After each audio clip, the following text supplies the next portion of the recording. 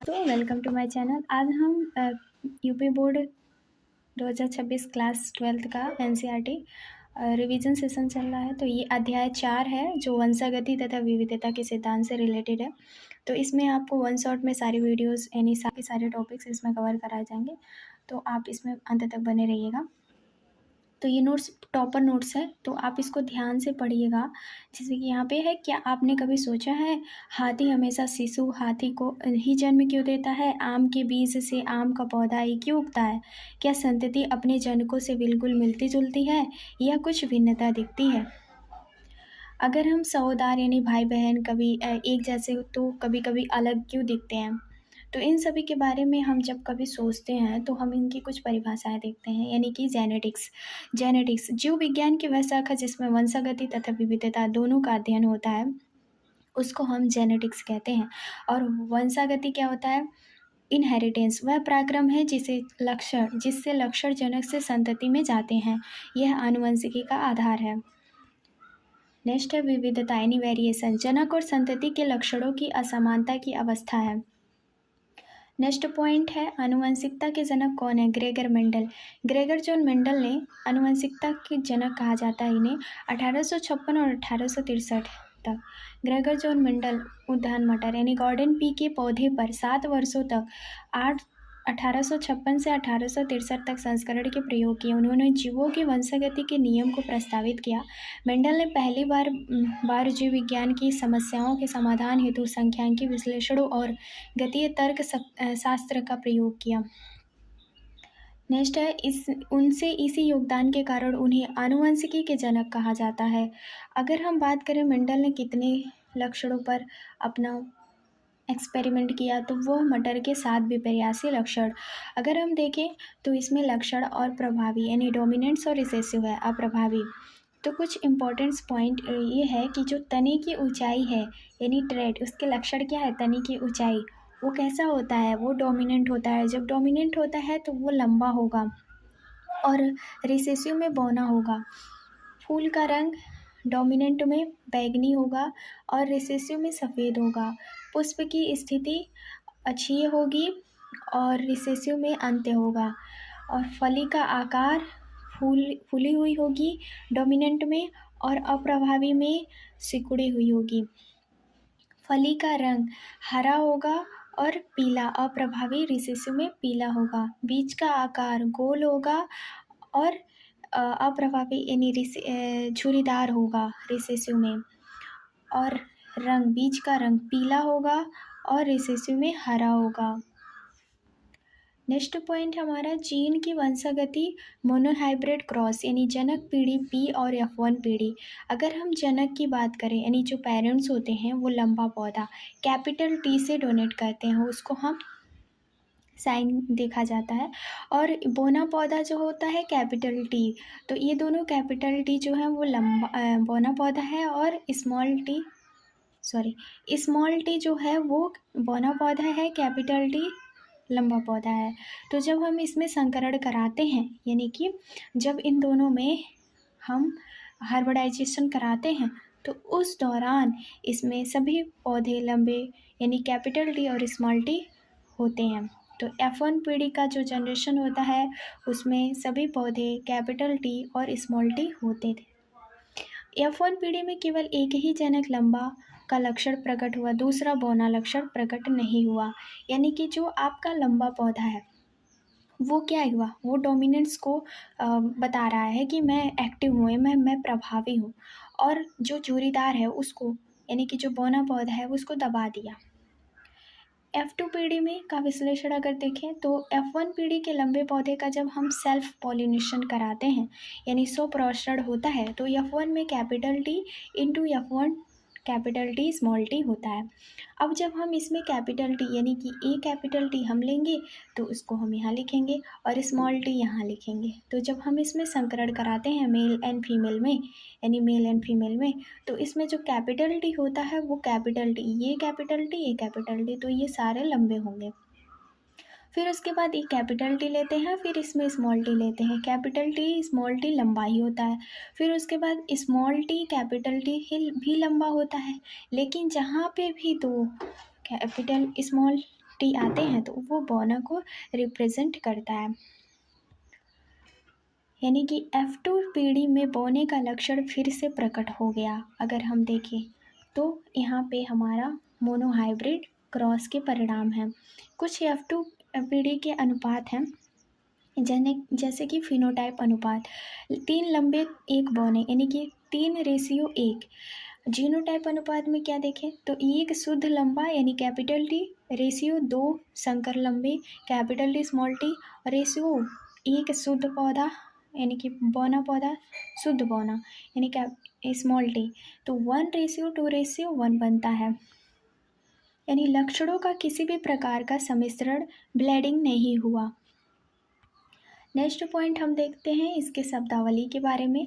तो जीन यानी कि जो जीन है मेंडल ने इसको पहली बार कारक बोला था, ठीक है। और युग्म विकल्पी यानी एलील किसे कहते हैं, एक ही जीन के थोड़ा भिन्न रूप जो विपर्यासी लक्षणों को नियंत्रित करते हैं जैसे कि कैपिटल टी और स्मॉल टी। संयुग्मनजी यानी होमोजाइगस जब किसी लक्षण के लिए दोनों युग्म विकल्पी एक समान हो तो जैसे कैपिटल टी स्मॉल टी तो ये दोनों क्या है एक समान है। नेक्स्ट है विषम यानी हेटेरोजाइगस जब किसी लक्षण के दोनों युग्म विकल्पी असमान हो उसको हम हेटेरोजाइगस कहते हैं। नेक्स्ट है हमारा मेंडल का प्रथम नियम यानी प्रभाविता का नियम। यानी लक्षण का यानी प्रभाविता के नियम में मेंडल कहते हैं कि लक्षणों का निर्धारण कारक यानी जीन नामक व्यक्ति इकाइयों द्वारा होता है। कारक हमेशा जोड़े में होते हैं। यदि कारक जोड़े के सदस्य असमान हो तो कैपिटल टी स्मॉल टी तो इसमें एक प्रभावी और अप्रभावी पर प्रभावी हो जाता है। इसी नियम के कारण F1 पीढ़ी में केवल एक ही जनक लक्षण प्रकट होता है। यह नियम F2 पीढ़ी में 3:1 अनुपात की व्याख्या करता है। द्वितीय यानी कि मेंडल ने द्वितीय नियम विसंयोजन का नियम। यह नियम इस तथ्य पर आधारित है कि युग्म विकल्पी यानी एलील आपस में मिल सम्मिश्रण नहीं पाते। युग्म निर्माण के समय एक जोड़े के दोनों युग्म विकल्पी एक दूसरे से विसंयोजित यानी सेग्रीगेट हो जाते हैं। तो प्रत्येक युग्म को जोड़े में से केवल एक ही युग्म विकल्पी प्राप्त होता है। जैसे कि अगर यहाँ पे देखें जनक है कैपिटल टी स्मॉल टी तो जब हम इसको अलग अलग करेंगे युग्म विकल्पी एलील बनाएंगे तो जो युग्मक बनेगा गैमेट्स बनेगा वो कैपिटल टी अलग होगा स्मॉल टी अलग होगा। इसे हम law of purity of gametes कहते हैं यानी सेग्रीगेशन लॉ ऑफ सेग्रीगेशंस मेंडल का। अब बात करते हैं टेस्ट क्रॉस का उद्देश्य होता है कि F2 पीढ़ी के प्रभावी फिनोटाइप वाले पौधे का जीनोटाइप ज्ञात करना कि वह कैपिटल टी है या कैपिटल टी या स्मॉल टी। विधि क्या थी, प्रभावी फिनोटाइप वाले अज्ञात जीव का संकरण संयुग्मनजी अप्रभावी जनक यानी होमोजाइगस रिसेसिव पेरेंट्स से कराया जाता है। अगर हम बात करें तो केस 1 में अगर कोई भी गैमेट्स अज्ञात फूल जैसे कि यहाँ पे हम एक अज्ञात फूल लेते हैं और फिर उसको हम बैगनी रंग का फूल लेते हैं और सफ़ेद फूल यानी बैगनी रंग को हम कैपिटल W से और सफ़ेद फूल को हम स्मॉल w से डोनेट करते हैं। परिणाम में सभी फूल बैगनी होते हैं, है ना। जब इसका हम युग्मनज करा यानी कि हर्बडाइजेस कराएंगे तो निष्कर्ष क्या निकलता है, अज्ञात फूल में समयुग्मजी यानी सभी फूल बैगनी होते हैं। लेकिन अगर हम केस 2 की बात करें तो जो हमारा अज्ञात फूल है यानी कि कैपिटल W स्मॉल w और फिर उसके बाद सफ़ेद फूल स्मॉल w डबल होगा तो इसमें आधे फूल बैगनी और आधे फूल सफ़ेद होंगे तो 1:1 का अनुपात होता है हमारा। उसके बाद इसको हम अज्ञात फूल में विषम यानी हेटेरोजाइगस कहेंगे, ठीक है। जीनोटाइप पता करने की एक बहुत ही अच्छी टेक्निक है। नेक्स्ट अगर हम देखें तो मेंडल के नियमों से विचलन अपूर्ण यानी इनकम्प्लीट डोमिनेंस। अगर यहाँ पे श्वसन यानी श्वान पुष्प यानी स्नैप ड्रैगन में पुष्प रंग की वंशागति है तो अगर यहाँ पे रेड है और यहाँ पे वाई है तो यहाँ पे अगर हम बात करें कि कैपिटल R और स्मॉल r 1 कैपिटल आर लेंगे और फिर स्मॉल आर से जब हम इसमें क्रॉस कराएंगे तो कैपिटल और स्मॉल आर बचेगा। तो यहाँ पे F2 में स्वपरासरण होता है और यहाँ पे कैपिटल और स्मॉल F1 सभी पुष्प कैसे होंगे, गुलाबी होंगे। अगर हम यहाँ पे बात करें तो ये पी जो है लाल फूल कैपिटल आर और सफ़ेद जो है वो स्मॉल आर होगा। ठीक, अब हम जब इसमें संकरण करा होते हैं तो उसमें अगर आप देखो इनकम्प्लीट डोमिनेंट्स में तो कैपिटल आर यानी मेल एंड फीमेल की बात करें तो यहाँ पे कैपिटल आर स्मॉल आर और कैपिटल आर, यहाँ पे कैपिटल आर आपको एक जगह मिल रहा है, स्मॉल आर कैपिटल आर एक जगह मिल रहा है, यानी कि एक तो इसमें रेशियो होगा कैपिटल आर का, दूसरा ये होगा कि 2 रेशियो और फिर 1। तो यहाँ फिनोटाइप अनुपात इक्वल टू जीनोटाइप का 1:2:1 ही होता है। कोडोमिनेंट सप्रभाविता नियम यानी वह घटना जिसमें F1 पीढ़ी दोनों जनकों से मिलती जुलती है क्योंकि दोनों युग्म विकल्पी एक साथ अपनी अभिव्यक्ति करते हैं। तो अगर हम देखें तो एक साथ अभिव्यक्त करने वाली दशा में शर्करा यानी कि यहाँ पे कुछ शुगर दिए हुए हैं और इस चित्र में दिया गया है कि जो कोष्टक है उसमें B शर्करा है और त्रिकोण वाला पार्ट क्या है वो A शर्करा है। अगर हम बात करें मानव में ABO रुधिर वर्ग की तो जीन I के 3 युग्म विकल्पी होते हैं IA, IB और I। जब IA और IB दोनों उपस्थित होते हैं तो अपने प्रकार की शर्करा यानी शुगर का उत्पादन करते हैं। इससे रुधिर में AB बनता है और IA और IB सहप्रभावी होते हैं यानी को डोमिनेंस होते हैं। अब बात करते हैं बहुविकल्पता। मल्टीपल एलील्स जब किसी एक लक्षण को नियंत्रित करने के लिए 2 से अधिक युग्म विकल्पी यानी एलील्स होते हैं तो ABO रुधिर वर्ग यानी युग्म विकल्पी IA, IB और I। इसमें हम देखें तो ये एक व्यक्ति में 2 ही एलील होते हैं लेकिन जनसंख्या में 2 से ज़्यादा हो सकते हैं। अगर बात करें तो जनक है ये जनक 1, तो जनक 2 में एलील IA बनेगा, फिर संतति का जीनोटाइप IA और IA ही होगा यानी रुधिर वर्ग क्या होगा A होगा। IA है जनक का यानी माता पिता का IA है तो जनक दूसरे यानी मान लीजिए माता का IA है और पिता का IB है तो संतति में IA और IB बनेगा। ठीक है, IA और IB बनेगा तो IA IB से जो रुधिर वर्ग होगा वो AB रुधिर वर्ग होगा। अगर मान लीजिए यहाँ पे पिता IA है और माता I है तो इसमें संतति में IAI होगा क्योंकि स्मॉल I होगा। अगर हम बात करें तो रुधिर वर्ग A होगा। अगर IA IB पिता है और IB माता है तो IB IB दोनों संतति में होगा और इसमें रुधिर वर्ग B ही होगा।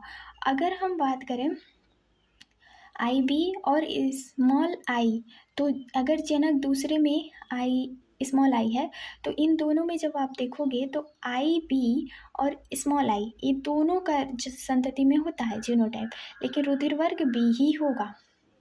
अगर हम इसमें जनक A में स्मॉल I और जनक 2 में स्मॉल I की बात करें तो दोनों में II होगा तो इसमें दोनों का ब्लड ग्रुप O ही होगा। अब हम बात करते हैं बहुप्रभाविता यानी पेलियोट्रॉफी। जब एक जीन एक से अधिक प्रभावों यानी लक्षणों को नियंत्रित करता है तो मटर में मंड यानी स्टार्च संश्लेषण का जीन एक ही जीन B/B यानी कि B/B capital B small b 2 लक्षणों को नियंत्रित करता है। बीज का आकार कैपिटल B और कैपिटल B स्मॉल b जो गोल बीज होंगे वो B प्रभावी हैं और जो स्मॉल बीज होंगे वो बीज जोड़ीदार है। मंड कण का आकार कैपिटल B बड़े कण का होता है, स्मॉल b छोटे कण का और कैपिटल B स्मॉल b को मोछले आकार के यानी अपूर्ण प्रभाविता कहेंगे। एक ही जीन के एक लक्षण के लिए प्रभाविता और दूसरे लक्षण के लिए प्रभावित यानी अपूर्ण प्रभाविता दिखा सकता है। अब बात करते हैं मल्टीपल एलील्स की यानी ABA रुधिर वर्ग एक अच्छा उदाहरण है। अगर हम जब किसी एक लक्षण को नियंत्रित करने के लिए 2 से अधिक एलील होते हैं तो उदाहरण के लिए अगर आप मान लीजिए मानव में ABO रुधिर का निर्धारण करते हैं तो एक जीन I द्वारा नियंत्रित होता है और एक जीन B द्वारा यानी कि I के 3 एलील्स होते हैं IA IB यानी कि आई। एक व्यक्ति में इनमें से कोई दो एलील ही हो सकते हैं। IAIB एलील आई पर पूर्ण रूप से प्रभावी यानी डोमिनेंट होते हैं, और ये मैंने पैराग्राफ आपको बता दिया। कोडोमिनेंस होता है। नेक्स्ट हमारा पॉइंट है पॉलियोट्रॉफी, यानी ट्रिक क्या है इसका, बहुत ट्रिकी है। पहले हम इसका पैराग्राफ पढ़ लेते हैं। जब एक जीन एक से अधिक प्रभाव या लक्षणों को नियंत्रित करता है तो उसे हम पॉलियोट्रॉपिक यानी बहुप्रभावी जीन कहते हैं। जैसे मटर में मंडेनी स्टार्च संश्लेषण का जीन, इसके दो एलील होते हैं, कैपिटल ए और small B. Capital A homozygous होता है, यानी कि कैपिटल बी में डबल बी है ना, तो इसमें होमोजाइगस होगा। बड़े मंडकड़ गोल बीज होते हैं, और इसमें भी डबल बी है और स्मॉल बी है, तो इसको हम होमोजाइगस कहेंगे। छोटे मंडकड़ छुरीदार बीज। अगर हम बात करें इसके ट्री की, तो आकार यानी बीज का आकार पूर्व प्रभाविता, मंड का आकार अपूर्व प्रभाविता, और एक ही जीन के दो अलग अलग पैटर्न होते हैं। एक जीन में B/B यानी कैपिटल बी स्मॉल बी है, तो लक्षण मंड का कण कैसा होगा, कैपिटल बी में बड़ा होगा, फिर स्मॉल बी कैपिटल बी जब होगा तो छोटा होगा, बीच वाला मीडियम साइज, फिर उसके बाद जो सिर्फ बी होगा उसमें छोटे साइज का होगा। यहाँ पे भी वही प्रोसेस है। नेक्स्ट है दो जीनों की वंशगति, इनहेरिटेंस ऑफ जीन्स, यानी कि टू जीन्स, द्विसंकर यानी डाईहाइब्रिड क्रॉस। मेंडल ने दो लक्षणों में विभिन्न मटर के पौधे का द्विसंकर किया, यानी डाईहाइब्रिड किया। उदाहरण के लिए बीज का रंग और बीज की आकृति।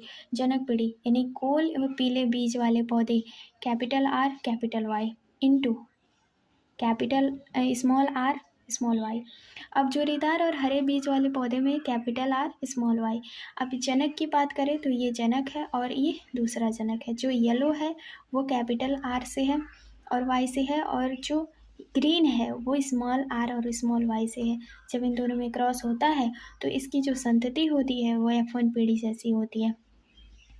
तो F1 पीढ़ी में जो गैमेट्स बनते हैं वो कैपिटल आर और कैपिटल वाई और स्मॉल आर और स्मॉल वाई, यानी F1 पीढ़ी में सभी पौधे गोल और पीले बीज वाले थे। निष्कर्ष, पीला रंग हरे पर और गोल आकृति छुरीदार पर प्रभावित होता है। अब हम बात करते हैं लॉ ऑफ इंडिपेंडेंट असॉर्टमेंट। यह नियम द्विसंकर क्रॉस के नियम पर आधारित है। जब किसी संकर में लक्षणों के दो जोड़े जाते हैं तो किसी एक जोड़े का लक्षण विसंयोजन दूसरे जोड़े में स्वतंत्र होता है। F1 पीढ़ी में capital R small R capital Y small R Y के यानी सेल्फ पॉलिनेशन से F2 पीढ़ी प्राप्त हुई। F2 में 4 प्रकार के फिनोटाइप मिले। अगर हम इस फिनोटाइप की बात करें तो 9 गोल पीले मिले, यानी कि इसको अगर आप क्रॉस कराओगे तो मिल जाएगा। तो 9 गोल पीले मिले, 3 गोल हरे मिले और 3 झुरीदार मिले और 1 झुरीदार हरा मिला। तो पूरा का पूरा 9:3:3:1 ये इसका पॉइंट है। अब हम बात करते हैं वंशागति और क्रोमोसोम सिद्धांत। मेंडल का कार्य अज्ञात क्यों रहा, क्योंकि मेंडल का 1865 में प्रकाशित हुआ 1900 तक ज्ञात रहा। क्योंकि अगर हम बात करें तो इसके कारण कुछ थे कि मेंडल के जो वर्क थे, यानी उन्होंने जो एक्सपेरिमेंट किए थे उन्हें बाद में क्यों जाना गया, यानी 1865 में प्रकाशित हुआ था लेकिन 1900 तक अज्ञात रहा। तो कारण यह था कि संचार की सुविधाएं अच्छी नहीं थी, नहीं तब के टाइम में संचार नहीं होता था, और कारक जीन की अस्थायी इकाई की संकल्पना स्वीकार नहीं थी। वंशागति के लिए कार्य का गणित का प्रयोग वैज्ञानिक के लिए नया था, क्योंकि वो गणित का ज़्यादा प्रयोग किए थे मेंडल ने। कारक जीन के अस्तित्व का कोई भौतिक प्रमाण नहीं था। अगर वहीं हम इसकी बात करें कि 1900 में डी ब्रिज और कॉरेंस और वॉन सेरमार्क ने स्वतंत्र रूप से इसकी खोज की थी। जब इन तीनों वैज्ञानिक ने मेंडल के एक्सपेरिमेंट को देखा तो उन्होंने इस एक्सपेरिमेंट को बताया कि उन्होंने जो सिद्धांत किया था, यानी जो एक्सपेरिमेंट किया था वो बहुत ही अच्छा है। क्रोमोसोम और जीन का व्यवहार क्या था, सटन और बॉवेरी 1902 का सिद्धांत। अगर हम क्रोमोसोमल बिहेवियर की बात करें तो वाटसन यानी वाल्टर सटन और थियोडोर वेवेरी ने देखा कि क्रोमोसोम का व्यवहार भी जीन जैसा ही है। उन्होंने मेंडल के नियमों का क्रोमोसोम की गति से समझाया और उन्होंने वंशागति का क्रोमोसोम सिद्धांत प्रस्तुत किया। अगर हम जीन ए और क्रोमोसोम बी से में समानता देखें तो जो जीन है जीन क्या होते हैं, जोड़े में होते हैं और युग्मक जनन के दौरान विसंयोजित होते हैं। अलग अलग जोड़े स्वतंत्र रूप से विसंयोजित होते हैं। अगर वहीं क्रोमोसोम की बात करें तो जड़ों में होते हैं, युग्मन जनन के दौरान विसंयोजित होते हैं। अलग अलग जोड़े स्वतंत्र रूप से विसंयोजन होते हैं। नेक्स्ट पॉइंट है संलग्नता और पुनर्योजन, यानी टी.एच. मॉर्गन का कार्य क्या है।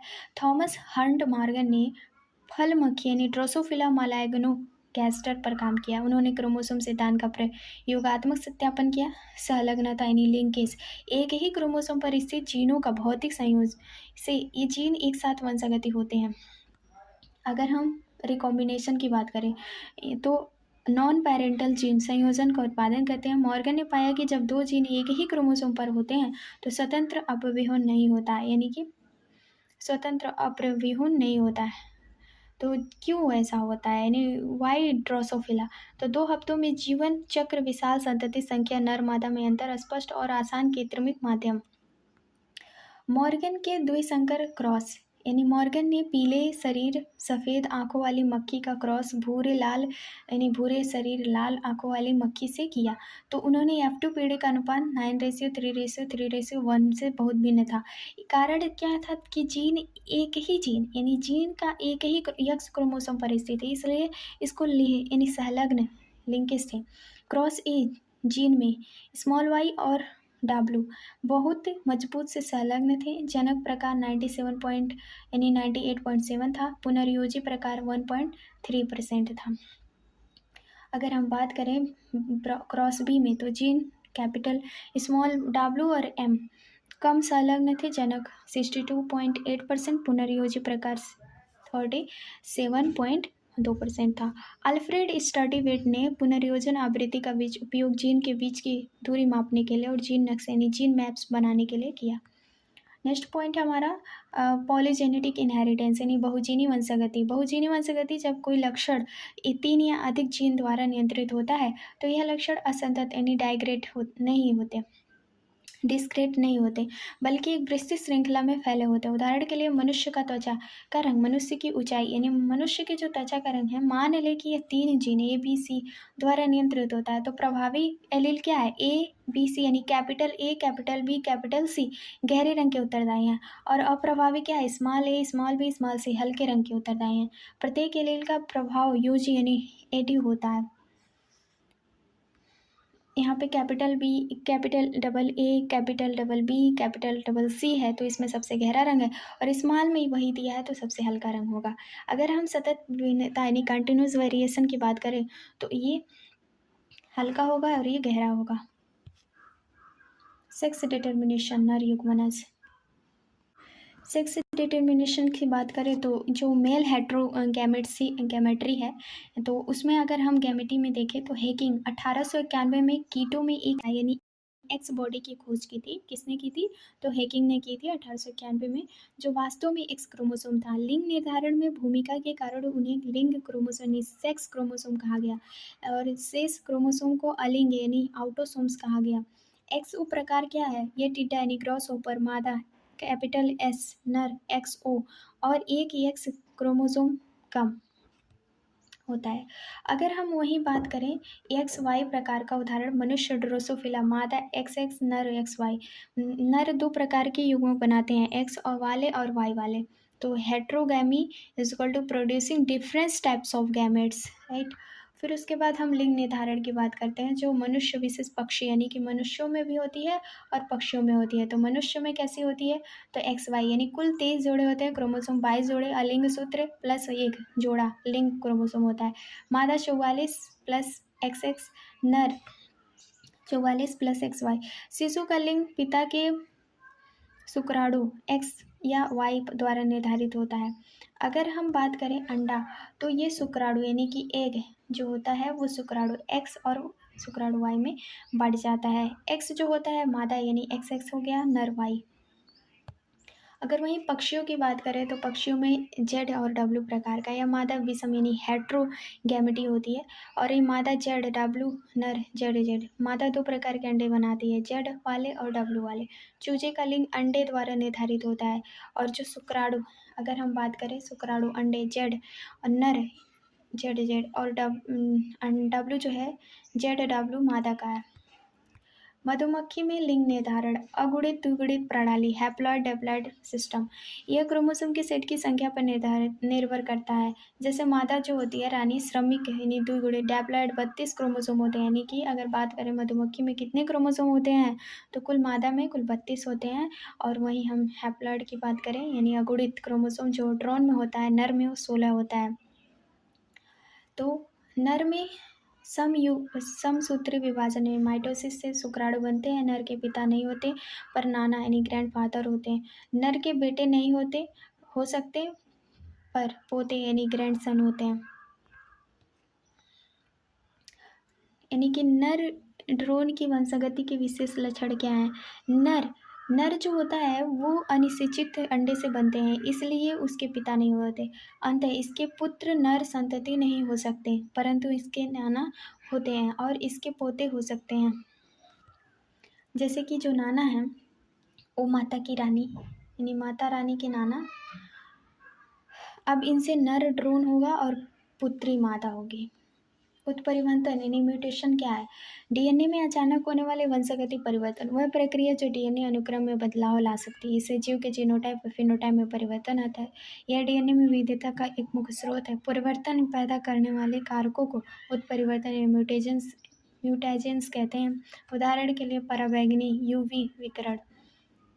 अगर हम उत्परिवर्तन के प्रकार की बात करें तो बिंदु उत्परिवर्तन पॉइंट म्यूटेशन, डीएनए के एकल क्षार युग्म में डीएनए परंतु यानी परिवर्तन होता है। दात्र कोशिका यानी sickle cell anaemia, frame shift उत्परिवर्तन क्षार युग्म के घटने और बढ़ने से होता है। अगर हम वंशागति और पेडिग्री एनालिसिस की बात करें तो आनुवंशिक विचारों का अध्ययन यानी मानव में वंशागत लक्षणों या विकारों के अध्ययन की विधि। इसे किसी विशेष लक्षण पीढ़ी दर पीढ़ी विश्लेषण किया जाता है। एक वंश वृक्ष यानी कि फैमिली ट्री बनाया जाता है। ये विशेष लक्षण असामान्य या रोग का पता लगाने में किया जाता है। अगर हम बात करें तो यहाँ पे दो चीज़ें दी गई हैं। ये जो पैराग्राफ है इसको हम नर कहेंगे और ये जो गोल वाला है उसे हम फीमेल कहेंगे। अब जब लिंग का उल्लेख यानी कि अनस्पेसिफिक सेक्स इसको कहेंगे। तो ये तीनों ये फिगर दिया है, फिगर के रूप में हम इसको समझते हैं। जो ये वाला फिगर है यानी कि और फिर ये वाला फिगर है, ये प्रभावी व्यक्ति इफेक्टेड इंडिविजुअल में होता है। अब जब इनमें मेटिंग होगा तो मीटिंग में संतति भी उत्पन्न होगा तो ऑफ स्प्रिंग टाइप की होगी। अब बात करते हैं वंशागति यानी जेनेटिक डिसऑर्डर की। मेंडेलिय विकार मेंडेलियन डिसऑर्डर एकल जीन यानी सिंगल जीन में उत्परिवर्तन से होते हैं। वंशागति के मेंडेलिय सिद्धांतों का पालन करते हैं। उदाहरण के लिए हीमोफिलिया वर्धता, थैलेसीमिया, दात्र कोशिका अरक्तता, फिनाइल कीटोन्यूरिया, ये क्या है? मेंडेलिय विकार है। क्रोमोसोम विकार क्या होता है? क्रोमोसोम डिसऑर्डर यानी क्रोमोसोम की संख्या संरचना में परिवर्तन के कारण। उदाहरण के लिए down syndrome, Turner syndrome, Klinefelter syndrome, ये क्रोमोसोमल डिसऑर्डर होता है। DTC मेंडेलिय विकार हीमोफिलिया, लिंग संलग्नता अप्रभावी यानी एक्स लिंकेज रिसेसिव है। यह रॉयल डिजीज है। इसमें रॉयल डिजीज भी कहेंगे। रक्त का धक्का बनने से एकल प्रोटीन प्रभावित होती है। छोटी सी चोट रक्त का बहना बंद नहीं करता और रोग संचार सामान्यतः वाहक नारी से नर संतति में होती है। नारी के रोगग्रस्त होने से संभावना बहुत कम विरल होती है। अगर महारानी विक्टोरिया इस रोग से की सबसे बड़ी वाहक थी। मेंडेलिय विकार दो वर्धनता यानी कि लिंग संलग्नता अप्रभावी यानी एक्स लिंकेज रिसेसिव वाली बात करें तो व्यक्ति लाल एवं हरे रंग का विभेद नहीं कर पाता है जिसको वर्धनता होती है। और एक्स क्रोमोसोम स्थित कुछ जीनों में परिवर्तन के कारण होता है। लगभग 8% पुरुषों और केवल 0.4% नारियों में पाया जाता है। वाहक नारी में पुत्र में यह रोग जाने की संभावना 50% होती है। नेक्स्ट है मेंडेलिय कारक 3 दात्रैनी कोशिका अरक्तता यानी अलिंग क्रोमोसोम लग्न अप्रभावी ऑटोसोमल रिसेसिव। यह बिंदु उत्परिवर्तन के उत्कृष्ट उदाहरण है। हीमोग्लोबिन की बीटा ग्लोबिन श्रृंखला की छठी स्थिति में ग्लूटामिन अम्ल ग्लूकावेलिन वॉल द्वारा प्रस्तावित किया जाता है। डीएनए स्तर में जीएजी का जीयूजी का द्वारा प्रतिस्थापित किया जाता है। कम ऑक्सीजन तनाव में आरबीसी का आकार द्विअवतल बदलकर दात्राकार यानी हंसिए जैसा हो जाता है। जैसे यहाँ पे दिया हुआ आरबीसी दात्रा सिकल सेल एनीमिया होता है। अगर हम थैलेसीमिया की बात करें तो विशेष कोशिका यानी एनीमिया, तो अब इसमें थैलेसीमिया सिकल सेल एनीमिया में क्या अंतर होता है, तो ये बहुत ही इंपॉर्टेंट है एग्जाम के बेस पे। तो अगर आप देखो तो यहाँ पे थैलेसीमिया एक परिणात्मक क्वांटिटेटिव समस्या है। ग्लोबल श्रृंखला का संश्लेषण बहुत कम मात्रा में होता है। थैलेसीमिया क्वांटिटी कम होती है। सिकल सेल एनीमिया सबसे खराब होता है, यानी इसकी क्वालिटी खराब होती है। यह एक गुणात्मक समस्या है, क्वालिटेटिव है, और इसमें त्रुटिपूर्ण यानी गलत ग्लोबिन श्रृंखला का संश्लेषण होता है। क्रोमेसीम यानी क्रोमोसोमियम यानी क्रोमोसोमल डिसऑर्डर, क्रोमोसोम संख्याओं में परिवर्तन, ये एन्यूप्लॉइडी असुगुणित क्रोमोसोम की संख्या में एक या दो की कमी या अधिकता होती है। ट्राइसोमी यानी ट्राइमोसोमी यानी क्रोमोसोम की अतिरिक्त प्रति 2n+1 होता है। मोनोसोमी यानी मोनोसोमी ये क्रोमोसोम की कमी से 2n-1 होता है। अगर हम इसकी पॉलीपोलाइडी की बात करें, क्रोमोसोम का पूरा समुच्चय सेट अधिक हो जाना, जैसे 3n 4n, ये पौधों में अधिक सामान्य होता है। क्रोमोसोम विकार की बात करें यानी क्रोमोसोमल डिसऑर्डर डाउन सिंड्रोम होता है। 21वें गुणसूत्र की त्रिसूत्री यानी ट्राइसोमी में 21 गुणसूत्र होंगे। 21वें गुणसूत्र की एक अतिरिक्त प्रति इकाई यानी कुल 47 क्रोमोसोम होंगे, इसको डाउन सिंड्रोम कहेंगे। और छोटा कद होता है, छोटा गोल सिर होगा, मुंह आंशिक रूप से खुला, जीभ में खांच, चौड़ी हथेली में विशिष्ट पाम क्रीज, शारीरिक और मानसिक विकास अवरुद्ध होगा। Palm crease. क्रोमोसोमीय विकार 2 and 3, क्लाइन फैक्टर सिंड्रोम, ये एक्स क्रोमोसोम की एक अतिरिक्त प्रति गुणसूत्र जो 47XXY होता है। व्यक्ति पुरुष होता है, इसमें मादा लक्षण गाइनोकोमैस्टिया विकास होता है, जैसे बाज स्ट्राइल हो जाते हैं। Next Turner syndrome Klinefelter is equal to extra X, Turner O is equal to एक गायब हो जाता है। अगर एक एक्स क्रोमोसोम का अभाव होता है, गुणसूत्र स्थिति 45XO, बाज होते हैं, अंडाशय अविकल्पित होते हैं, अविकसित होती है, और इसमें द्वितीय लैंगिक लक्षणों का अभाव होता है। अगर हम इसके विकार और प्रकार और कारण की बात करें तो हीमोफीलिया जो होता है एक्स संलग्न अप्रभावी है, रक्त का थक्का न जमना, वर्धनता एक्स संलग्न अप्रभावी, लाल हरे रंग में भेद नहीं होता है, दात्र कोशिकाएं यानी सिकल सेल एनीमिया, अलिंग सूत्र अप्रभावी होता है, जीएजी से जीयूजी, आरबीसी हंसियाकार होता है, थैलीसीमिया अलिंग सूत्र अप्रभावी होता है, ग्लोबल संश्लेषण कम होती है यानी क्वांटिटी कम होती है। डाउन सिंड्रोम क्रोमोसोमीय 21वें ट्राइसोमी 47 होता है। क्लाइन फैक्टर सिंड्रोम क्रोमोसोमी यानी 47XXY अतिरिक्त एक्स होता है। टर्नर सिंड्रोम में क्रोमोसोमी होता है, यानी कि डाउन सिंड्रोम, क्लाइन सिंड्रोम और टर्नर सिंड्रोम, ये तीनों कैसा होता है, ये तीनों क्रोमोसोमीय प्रकार के होते हैं। और दांत यानी सिकल सेल एनीमिया और थैलेसीमिया, ये दोनों होता है अलिंग सूत्र अप्रभावी। अगर हम इसमें बात करें टर्नर सिंड्रोम में, तो कुल 45 और 101 या इंटू कम होता है। Thank you for watching these videos. Thank you. Like, share, subscribe and feedback.